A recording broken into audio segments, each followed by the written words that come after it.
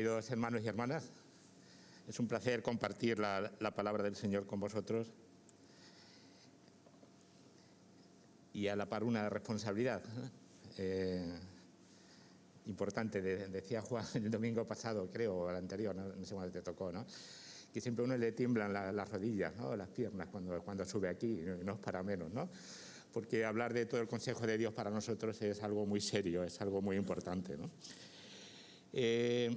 Una de las críticas que se suele hacer a la Biblia, ¿no? Cuando hablamos con personas que no son creyentes en nuestra terminología, es que es un libro muy antiguo, ¿no? Y dice, oye, ¿qué me va a decir a mí la Biblia?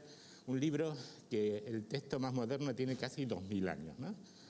Y hay otros pues, que tienen 3500 años, ¿no? ¿Qué me va a decir a mí un libro escrito tan antiguamente, ¿no?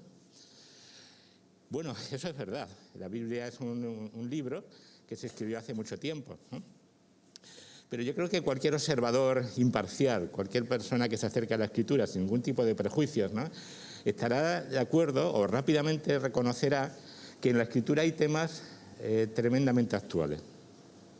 Sí, nos narra historias que sucedieron como la que vamos a ver hoy hace 2500 años, ¿no? Pero el tema que trata es de tremenda actualidad, ¿no?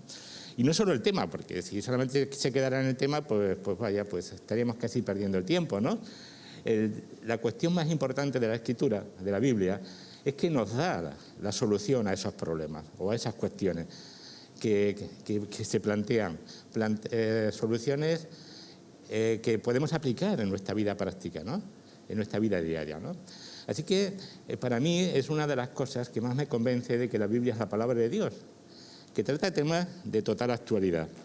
Y no solo de total actualidad, sino que las soluciones que nos plantean las podemos aplicar a nuestra vida práctica. Hace unas semanas comenzamos a estudiar un libro de la Biblia, claro, ¿no? Que se predica poco. Es un libro también poco conocido. Como mucho conocemos algo de la escuela dominical, los niños están familiarizados con esos personajes, ¿no? Pero en cuanto a su contenido, en cuanto a la enseñanza que tiene para nosotros, pues a veces la pasamos por alto. Si recordáis, es el libro de Esther, ¿no? Un libro que está ahí en el Antiguo Testamento, al cual recurrimos muy poco, ¿no? Bien, como decía antes, este libro nos narra unos hechos que sucedieron hace 2500 años. Y sucedieron en un tiempo, en un lugar, en una cultura tremendamente alejados de lo que nosotros vivimos. Pero, como decía antes, ¿no? Los temas que trata no han dejado nunca de ser actuales y son de plena actualidad en el día de hoy, ¿no? De hecho, la actualidad de este libro la empezamos a ver nada más que en las primeras líneas, porque nos plantea un tema, insisto, de total actualidad. ¿Cómo deben de ser las relaciones entre el hombre y la mujer en el contexto del matrimonio? Son terribles, ¿no? Las estadísticas actuales respecto no ya al número de matrimonios, sino al número de divorcios que hay. Los problemas de pareja, los problemas de relaciones son muy frecuentes. ¿Qué nos dice la Biblia al respecto? ¿Cómo debemos de enfocar nuestras relaciones hombre y mujer en el contexto de pareja o en el contexto de matrimonio? Pues vamos a ver esta mañana unos principios que encontramos en esta historia y en otros pasajes de la Escritura. Pero además de la actualidad de los temas, ¿no? No podemos olvidar también la visión trascendente de la Escritura. La Escritura también nos habla de Dios, nos habla de unos propósitos eternos de Dios para su pueblo y para nosotros también individualmente. Así que, aunque, como dijimos el día anterior, en el libro de Esther no se ve a Dios por ningún sitio, no se cita a Dios de ninguna manera, podría parecer que Dios está totalmente ausente de este libro. Antes, al contrario, la mano providencial de Dios se ve por todos lados. Fácilmente, ¿no? Podemos ver cómo Dios está en el control absoluto de todas las circunstancias que rodean a los personajes de esta historia y cómo al final sus propósitos eternos se van a cumplir. El conflicto matrimonial que vamos a ver esta mañana desembocó en que una reina es repudiada. Y los que plantean ese repudio hacia la reina dicen, oye, es que hay que elegir una reina que sea mejor, una reina que sea más adecuada. Y esa reina, como todos sabemos, es Esther, ¿no? Y esa mujer judía, esa mujer creyente, ¿no?, va a ser una pieza fundamental para que el pueblo de Israel sea librado del exterminio completo. Dios se va a valer de la fidelidad, del arrojo, de la valentía de una mujer para que su pueblo sea librado del exterminio del imperio medo-persa. Así que el título de la predicación de esta mañana es un conflicto matrimonial, ¿no? Y vamos a leer el primer capítulo de Esther en dos partes. Vamos a ver primero el conflicto y luego vamos a ver cómo los hombres solucionan el conflicto. Y finalmente veremos qué nos dice la palabra de Dios al respecto. Así que vamos a hacer una lectura amplia. Estamos perdiendo la costumbre ya de leer pasajes largos de la Escritura, ¿no? Así que os propongo que os arméis un poquito de paciencia y leamos este pasaje largo de la Escritura. Como decía, lo vamos a ver en dos partes. Primero vamos a leer el capítulo 1 hasta el versículo 12, ¿vale?, que dice así la palabra de Dios, ¿no? Dice, aconteció en los días de Asuero, el Asuero que reinó desde la India hacia Etiopía sobre 127 provincias, que en aquellos días, cuando fue afirmado el rey Asuero sobre el trono de su reino, el cual estaba en Susa, capital del reino, en el tercer año de su reinado hizo banquete a todos sus príncipes y cortesanos, teniendo delante de él a los más poderosos de Persia y de Media, gobernadores y príncipes de provincias, para mostrar él las riquezas de la gloria de su reino, el brillo y las magnificencias de su poder por muchos días, 180 días.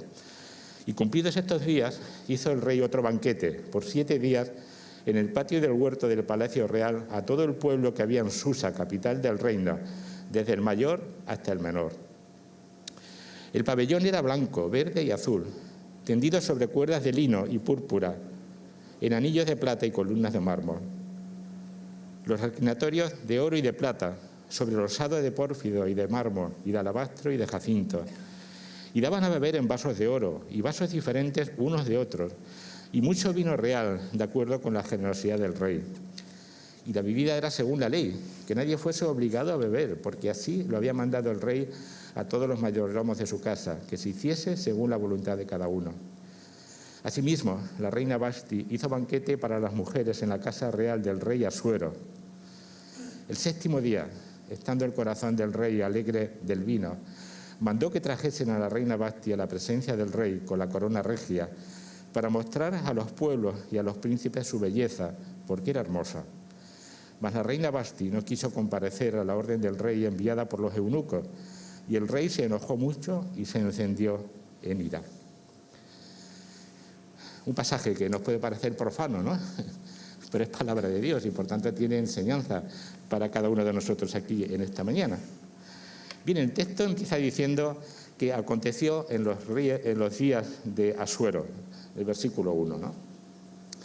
Como decía en la introducción, el autor nos va a narrar unos hechos que sucedieron hace 2500 años, ¿no? Pero ¿quién fue este rey? Este rey es, como tenéis en las notas, en la presentación, Jerjes I. Se piensa que era Jerjes I, ¿no? Quizá os suene la película esta 300, ¿no? Bueno, ahí hay una versión caricaturesca, ¿no?, de este Jerjes, ¿no? Pero Jerjes era un rey enormemente poderoso de aquel tiempo, ¿no? Y su imperio era enorme. Tenéis aquí un mapa, ¿no?, donde veis, ¿no?, la enorme extensión de ese imperio en el año 480 a.C., ¿no? Porque fue en ese tiempo cuando sucedió estas cosas, ¿no? Bueno, el pueblo de Israel, como sabéis, había vuelto del exilio. Estaba de nuevo allí en lo que era la tierra prometida. Tenía su templo ya también, ¿no? Pero al igual que el templo no era el mismo del primer templo, ¿no?, sin duda alguna ya nada iba a ser igual para el pueblo de Israel a partir de ese momento. Lo que la Escritura llama los tiempos de los gentiles habían dado comienzo, ¿no? Israel ya nunca iba a recuperar su soberanía, siempre iba a estar bajo el control, bajo el dominio de las naciones gentiles que se iban a desarrollar a partir de entonces, de los imperios gentiles, podríamos decir, ¿no? Y no solo era el problema que estuvieran bajo el dominio de esas naciones, ¿no?, sino que tenían siempre sobre sí la amenaza del exterminio. Es muy triste interesante por un lado, pero muy triste también, ¿no? Ver cómo a lo largo de toda la historia, desde estos momentos, han tratado naciones o imperios de arrasar al pueblo de Israel, de aniquilarlo. El más reciente es el Holocausto nazi, ¿no? Pero Dios tiene un propósito para ese pueblo. Y ese propósito se va a ver en este libro, ¿no? Claramente manifiesto, ¿no? Y Dios nunca va a permitir que su pueblo sea aniquilado, ¿no? Porque Él tiene cosas para ese pueblo que hacer para el futuro, ¿no? Así que de este libro también vemos la mano providencial de Dios, la mano protectora de Dios hacia su pueblo, porque Dios tiene propósitos eternos para Él, ¿no? Pero bueno, ¿qué aconteció en los días de Asuero? Pues dice el texto que hemos leído que se celebraron 2 banquetes, ¿no? Bueno, 2 super banquetes, o al menos uno, ¿no? El primero duró 6 meses, ¿no? Es difícil de imaginar, ¿no? Un banquete de 6 meses, ¿no? Es de suponer que harían algo más de comer y beber, ¿no? Como allí estaban todos los príncipes del imperio, pues muy probablemente utilizarían este tiempo para hablar de política, ¿no? Y es bastante probable, ¿no? Porque Jerjes I estaba tratando de sumar fuerza, de sumar adhesiones, ¿no? Para la campaña militar que iba a emprender contra las polis griegas, ¿no? Y de ahí las guerras médicas, ¿no? Famosas, ¿no? Que se nos narra en parte en esa película de 300, ¿no? La célebre batalla, ¿no? Así que este banquete no fue una celebración al uso, porque duró muchísimo tiempo, ¿no? Pero parece que con los 6 meses de banquete no tuvieron bastante, ¿no? Y después de esos 6 meses el rey hace un nuevo banquete que duró 7 días, ¿no? Con el mismo fin. Él pretendía impresionar a sus súbditos, pretendía impresionar a todos los príncipes de las distintas provincias, como decía antes, para sumarlos, ¿no? A esa campaña militar que iba a emprender contra las polis griegas. Pero en el versículo 10 se nos dice que en el 7º día del banquete, estando el corazón del rey alegre del vino, Asuero cometió una seria imprudencia. Una seria imprudencia que hizo que se le fuera al traste todo lo que había conseguido en los 6 meses anteriores. El rey estaba literalmente borracho. Había perdido la sobriedad y la cordura. Asuero estaba totalmente fuera de sí a causa de una borrachera. Permitidme que haga un paréntesis, ¿no? En la Biblia encontramos, ¿no? Numerosos ejemplos bíblicos, ¿no? De cómo el exceso de alcohol conduce a comportamientos totalmente indignos, ¿no? Quizás venga a la mente el caso de Noé. Estoy hablando de siervos de Dios, Noé, por ejemplo, o Sansón, o Lot y varios otros, ¿no? La Escritura, particularmente el libro de Proverbios, nos advierte sobre las consecuencias terribles del exceso de alcohol. No voy a decir muchos versículos, solo uno en Proverbios, ¿no? Proverbios 23. Proverbios habla mucho de las cosas prácticas, ¿no? De nuestra vida diaria, y habla de esto, en concreto del problema del alcohol, ¿no? Porque por un lado dice que sí, que es bueno el alcohol y la sidra, ¿no? El vino y la sidra es bueno para alegrar el espíritu de las personas, ¿no? Pero dice o advierte claramente sobre el peligro que tiene. Dice Proverbios 23, 31, no mires al vino cuando rojea, cuando resplandece su color en la copa. Se entra suavemente, mas al fin como serpiente morderá, y como áspid dará dolor. Tus ojos mirarán cosas extrañas, y tu corazón hablará perversidades. Sin duda alguna que esto es bastante real, ¿no? Bastante cierto, ¿no? Así que el exceso de alcohol del rey le hace perder la cordura. Y se acuerda de que tiene un tesoro que todavía no ha mostrado a sus súbditos. Se acuerda de que tiene una mujer, una esposa, que se llama Vasti, ¿no? Enormemente hermosa, o muy bella, como dice el texto, ¿no? Y manda a buscarla. Da la orden de que se presente en su presencia. Dio la orden a eunuco de que fueran a buscarla y que la trajeran a su presencia. Sin duda alguna era una petición inaceptable, ¿no? Se ha especulado mucho sobre la naturaleza exacta de esta petición, pero el texto bíblico no deja lugar a dudas. No se plantea que el rey, de alguna forma, hiciera alguna ofensa a la modestia de la reina, no.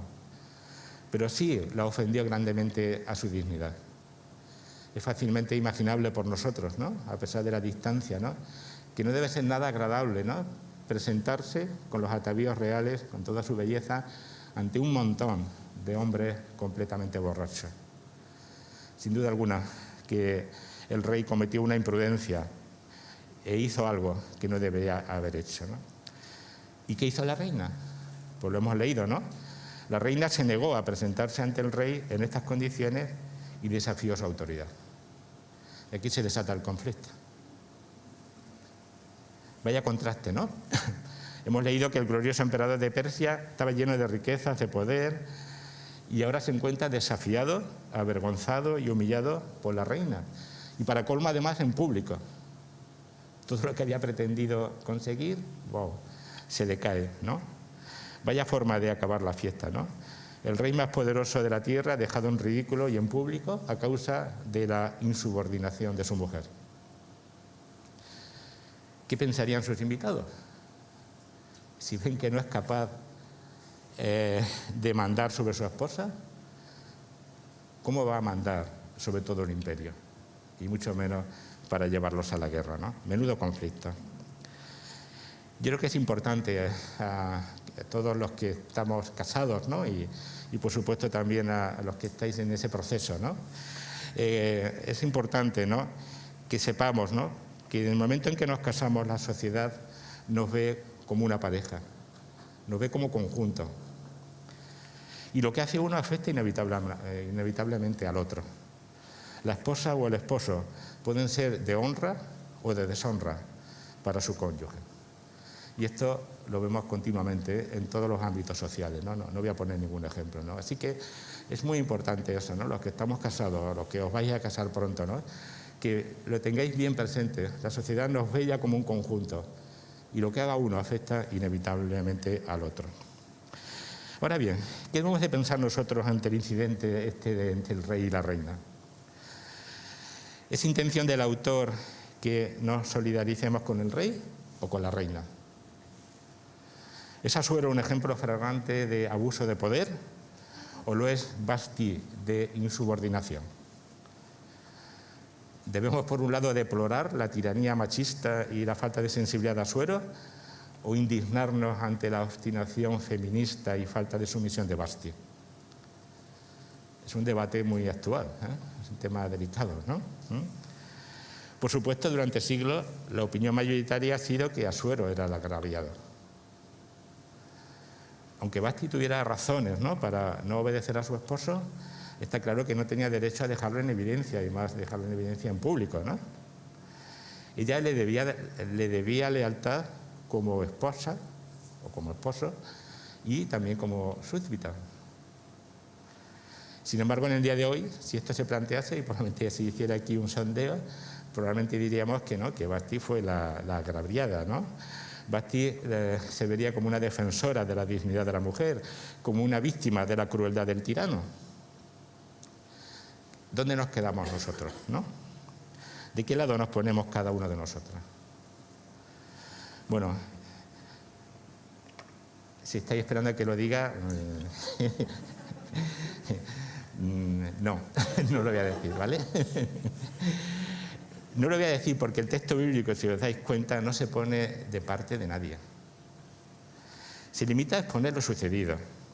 Es como si quisiera enseñarnos, ¿no?, que el comportamiento de Asuero y Vashti, ¿no?, es normal en una relación matrimonial de un mundo que no tiene en cuenta a Dios, que no tiene en cuenta las directrices de la palabra, que es un mundo sin Dios.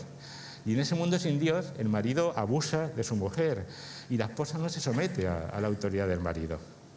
El varón no honra a la esposa, sino que la somete a lo que ella percibe como una deshonra pública. Y la mujer no se sujeta a su marido, sino que lo pone en ridículo delante de sus invitados. Qué lejos está este modelo del modelo bíblico de las relaciones en pareja del matrimonio. Lo vamos a ver, ¿no? Pero antes vamos a ver cómo acaba esta historia, ¿no? ¿Qué hace el rey? Pues nos lo dice a partir del versículo 13. Del 13 al 22, vamos a leer hasta el final del capítulo.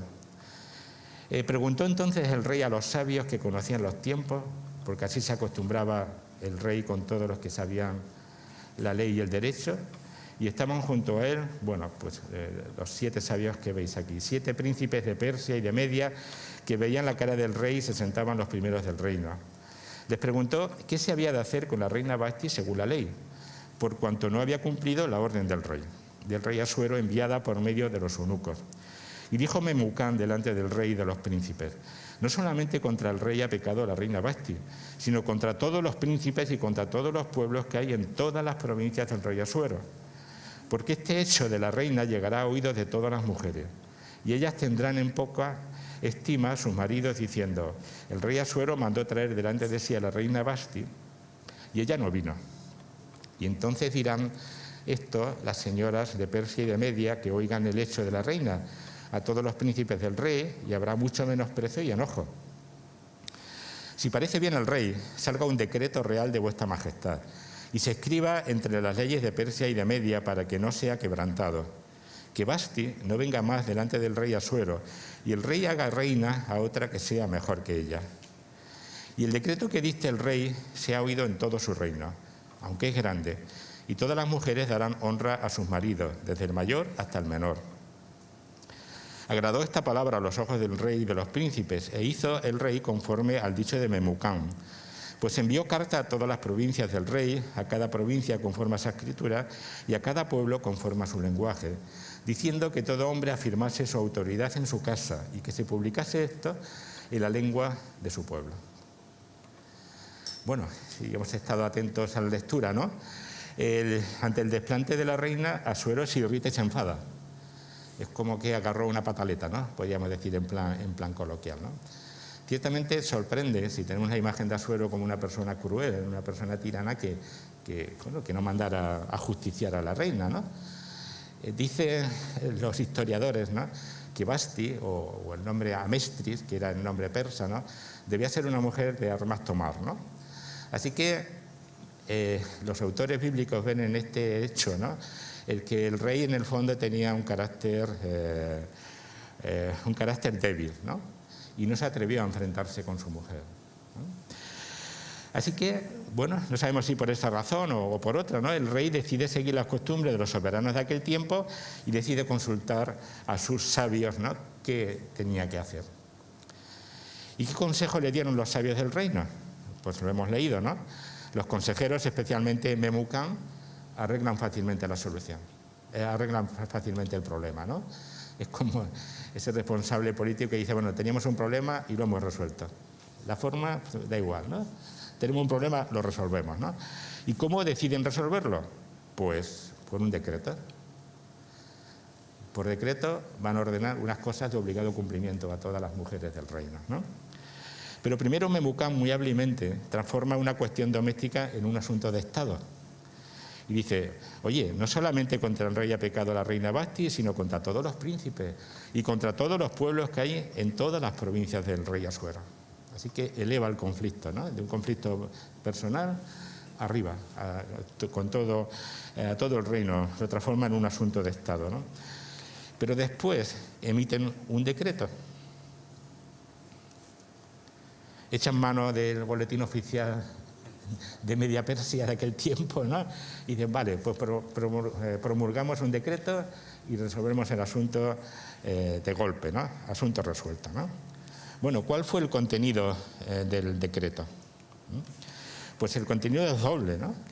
En primer lugar, que Vasti sea destituida como reina y que no venga más ante la presencia del rey.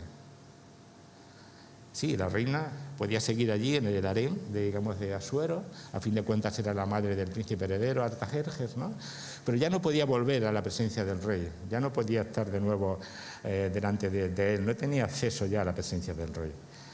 Y la segunda parte del decreto, relacionado con las mujeres, ¿no?, dice que todas las mujeres del imperio den honra a sus maridos por mandato real, por decreto. Es decir, decretan que todas las mujeres, por decreto, perdón la redundancia, den honra a sus esposos, a sus maridos. Bueno, hay que reconocer que el decreto es hábil, ¿no?, y fruto de la astucia de este hombre Memucán, ¿no? Pues por un lado incluye la destitución de Vasti, ¿no?, pero por otro lado pide una acción, digamos, de escarmiento. trata de mantener a raya a todas las demás mujeres del imperio, ¿no? Y que no sigan el ejemplo de la reina, ¿no? No vaya a ser que se produzca una rebelión, ¿no? Y se trastoque el orden social, ¿no? Y se vea alterada la paz del imperio. Este es el supremo bien de todo gobernante, ¿no? Que haya paz en el imperio, en este caso, sin importar caiga quien caiga, ¿no? Bueno, seguramente el decreto fue efectivo, ¿no? Pero creo que todos estaremos de acuerdo de que no es la manera o la mejor manera de obtener una honra verdadera de una persona, ¿no? La honra y el aprecio sincero de cualquier persona, y más en este caso de las esposas, no puede obtenerse por decreto. La verdadera honra, ¿no? Depende, por un lado, de la honorabilidad del esposo, ¿no? Pero por otro lado depende de la libre disposición de la esposa. No se puede forzar eso. Así que la verdadera honra depende de esas dos cosas, de que el hombre sea digno de ser honrado, pero por otro lado depende de la disposición de la esposa. Sin duda alguna, aunque el decreto es el que es, ¿no? Sin duda conseguiría lo esencial de sus propósitos, ¿no? El decreto ayudaría a garantizar el conformismo social, intimidaría a las esposas, ¿no? Y al menos de puertas por adentro de la casa, ¿no? Se mostrarían dóciles a los esposos, ¿no? Creo que si pensamos un poco en esto, ¿no? Estaremos de acuerdo en que las condiciones de vida de las mujeres en general han sido muy malas a lo largo de la historia. No me he convertido en feminista, simplemente hay que constatarlo, se puede constatar fácilmente en la historia, ¿no? Sin duda alguna es peor en los países más atrasados que en los países desarrollados, pero en general la condición social de la mujer ha sido muy difícil a lo largo de la historia, ¿no? Y no sé, el otro día, por ejemplo, veía un documental sobre cómo consiguieron el derecho al voto las mujeres, por ejemplo, ¿no? O poder ir a la universidad, es decir, cosas tan simples, me permitís, que ahora no se ponen en duda, pues costó muchísimo esfuerzo, ¿no? Así que en general los movimientos que se han denominado de liberación de la mujer, ¿no? Han tenido una base objetiva, yo creo que incuestionable, ¿no? Trataban de mejorar las condiciones de vida de las mujeres, ¿no? Pero lo que no podemos caer es en la ley del péndulo. No podemos estar ni ponernos de parte de Asuero ni de parte de Basti, ¿no? De los movimientos machistas o los movimientos feministas. Yo creo que la palabra de Dios, que lo vamos a ver ahora, ¿no? Nos anima a quedarnos en el punto central, ¿no? No en el punto sin compromiso, ¿vale? Sino en el punto central. Por eso es importante que recordemos qué nos enseña la Biblia al respecto. Y para eso tenemos que ir al libro de Génesis. A mí me maravilla en el sentido negativo, ¿no? Como incluso hay creyentes que desacreditan el libro de Génesis. Si quitamos el libro de Génesis de nuestra Biblia o pensamos que no es palabra de Dios, toda la Biblia se queda sin sentido. Pero no solo la Biblia, sino la condición del hombre y la mujer, como vamos a ver hoy, ¿no? Así que tenemos forzosamente que ir a Génesis para saber cuál es el propósito inicial de Dios para el hombre y la mujer. ¿Cuál fue ese propósito? Pues incuestionablemente que establecieran una relación de complementariedad sobre la base de la igualdad. Esto es enormemente serio e importante, ¿no? A veces se utiliza este símil que no deja de ser un poco cursi, ¿no? De la media naranja, ¿no? Pero transmite una realidad bastante real. Son dos partes iguales, ¿no? Que se complementan. Así que ese es el propósito inicial de Dios para el hombre y la mujer, ¿no? Que establecieran una relación de complementariedad sobre la base de la igualdad. Esto es lo que nos dice Génesis. Basta, no lo voy a leer, pero podéis ir al capítulo 1 de Génesis y leer los versículos 26 al 30, ¿no? Y allí veremos que Dios hizo, o nos dice este texto, que Dios hizo al hombre y la mujer distintos, pero de manera que se complementasen. Los dos, con sus diferencias, debían de complementarse, formar una sola carne y, lo que es más importante, juntos cumplir un mismo propósito. La Biblia, el libro de Génesis, no nos habla de que haya un propósito para el hombre y un propósito para la mujer, sino que inicialmente el propósito de Dios para el hombre y la mujer era el mismo, ¿no? Ser, como bien sabéis, virreyes de la creación, ¿no? Así que, insisto, en el origen no hay un propósito de vida para el hombre y otro para la mujer. La Biblia empieza con un hombre y una mujer viviendo en armonía y en respeto mutuo y ejerciendo el gobierno del mundo como virreyes de Dios y con la meta de amarse y cuidarse mutuamente. Así que en el origen no había discriminación alguna entre el hombre y la mujer. Pero claro, esto cambia dramáticamente con la caída. Después de la caída en pecado de Adán y Eva se produjo un cambio tremendo, ¿no? Esa relación de complementariedad que antes hablábamos, ¿no?, sobre la base de la igualdad, se quiebra dramáticamente con la caída, ¿no? Y da lugar a una situación de discriminación entre el hombre y la mujer. Génesis 3:16, ¿no?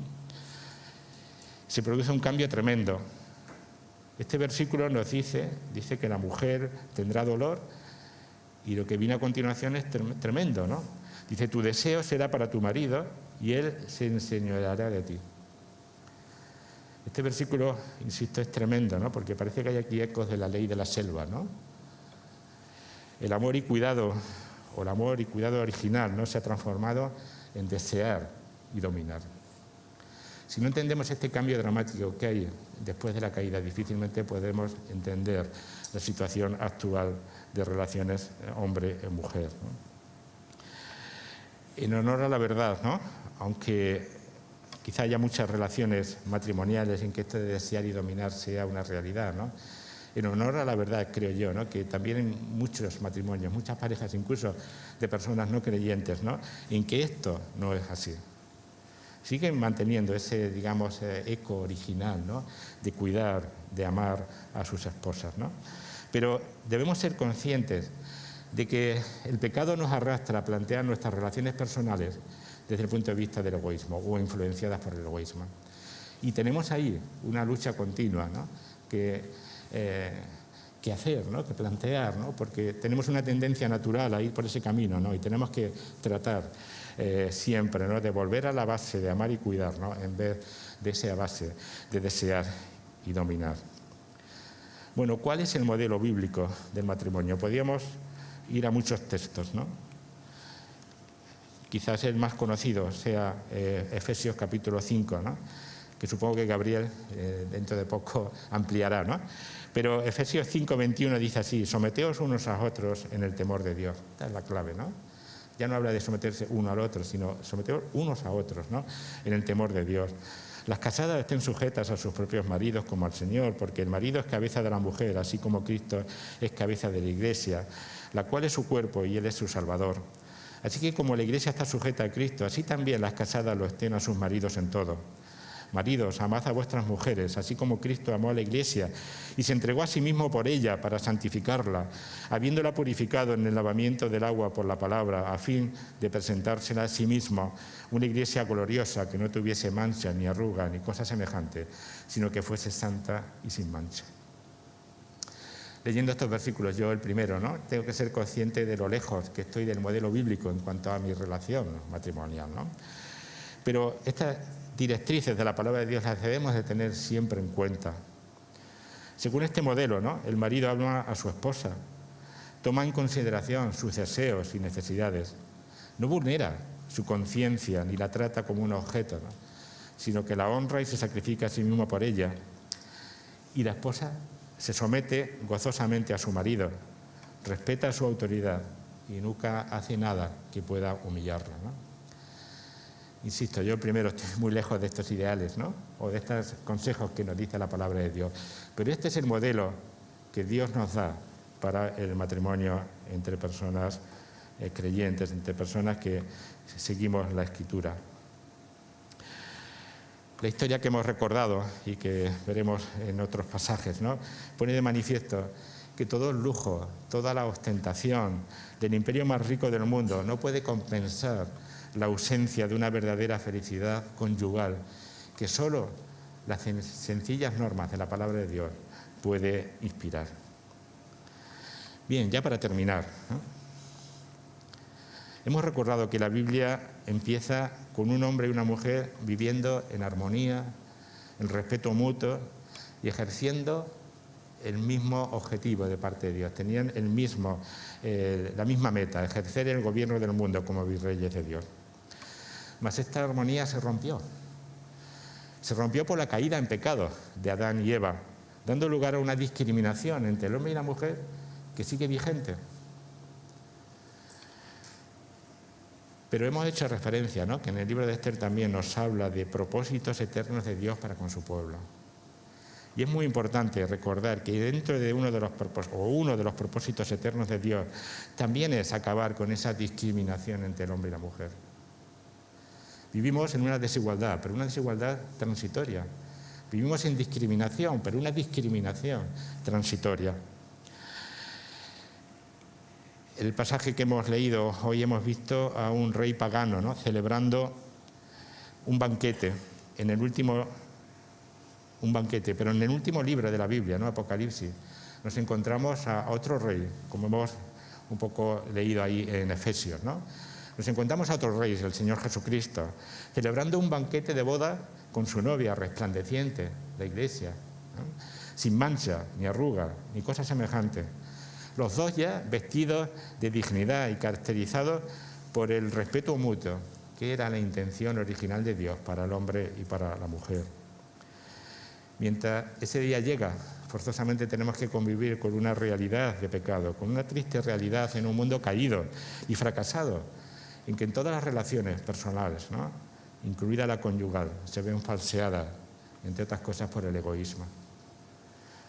Como adelantaba, ¿no?, el ejemplo de los héroes de este libro de Esther nos servirá para mostrarnos la clase de relación que debe de existir entre personas temerosas de Dios y rescatadas, ¿no?, por la gracia de Dios, de la miseria de los patrones de este mundo. Todo al final será por gracia, todo al final es por el libre amor de Dios, ¿no?, por el amor inmerecido de Dios hacia nosotros, ¿no?